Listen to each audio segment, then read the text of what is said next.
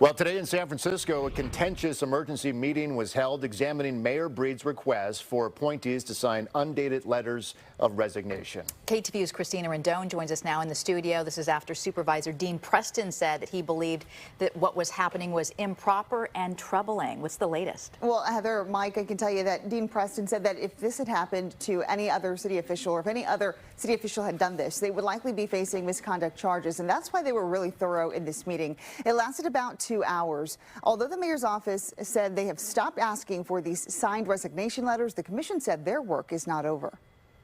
I can't imagine that you haven't gotten a lot of pushback. It's just such an odd thing to do. The San Francisco Government Audit and Oversight Committee held an emergency hearing on Mayor London Breed's practice of obtaining undated resignation letters from commissioners.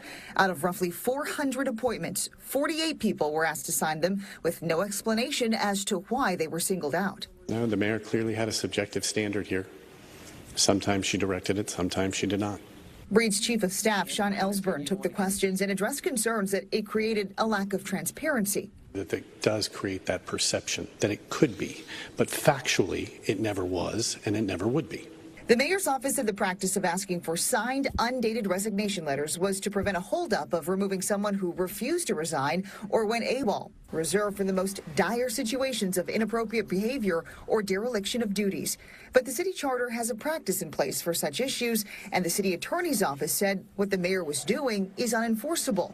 The mayor's office has since ended the practice. I think we can read between the lines and we can put 2 and 2 together and understand that the mayor was trying to exert control over her appointed commissioners, and that violates the charter and is totally improper.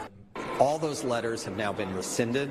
Every commissioner knows now that they are not under threat of losing their position just because they disagree with the mayor. The issue came to light when Police Commissioner Max Carter Oberstone spoke out about his experience.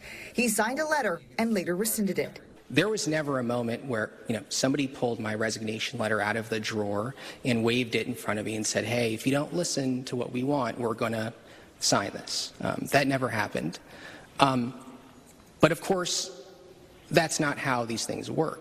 The city attorney's opinion makes explicitly clear the practice of requiring these undated letters of resignation does pose a direct threat to our charter and to our system of government. If commissioners don't come forward, there's no way for us to know what these conversations look like behind the scenes.